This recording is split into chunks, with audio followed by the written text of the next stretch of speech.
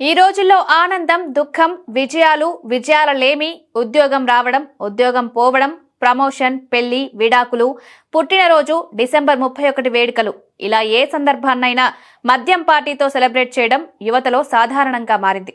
ఈ మద్యం సంస్కృతి కేవలం యువతతోనే ఆగిపోకుండా 18 ఏళ్లు నిండిన ప్రతి ఒక్కరిపై ప్రభావం చూపుతుంది.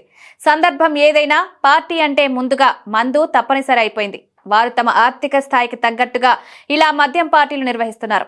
కొందరు ఒక అడుగు ముందుకేసి బహిరంగ ప్రదేశాల్లో, రోడ్ల మీద, పార్కుల్లో, శివారు ప్రాంతాల్లో మద్యం సేవిస్తూ దారుణ సంఘటనలకు దారితీస్తున్నారు. మద్యం తాగి గొడవలు, అసాంఘిక కార్యకలాపాలు, ప్రజా జీవనానికి అంతరాయం కలిగించడం వంటి ఘటనలు జరుగుతున్నాయి. ఇది మించిపోతుందని, ఇకపై బహిరంగ ప్రదేశాల్లో మద్య సేవనాన్ని ఏమాత్రం ఉపేక్షించబోమని అనంతపురం జిల్లా ఎస్పీ జగదీష్ కఠినంగా హెచ్చరించారు.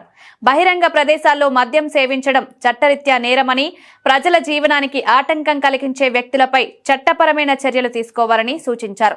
గడిచిన 24 గంటల్లో బహిరంగ ప్రదేశాల్లో మద్యం సేవిస్తూ ప్రజాశాంతికి భంగం కలిగించిన వారిపై ప్రత్యేక డ్రైవ్ నిర్వహించారు. 85 కేసులు బహిరంగ మద్యం సేవనపై నమోదు చేశారు. మద్యం తాగి వాహనాలు నడిపిన 16 మందిపై కేసులు పెట్టారు.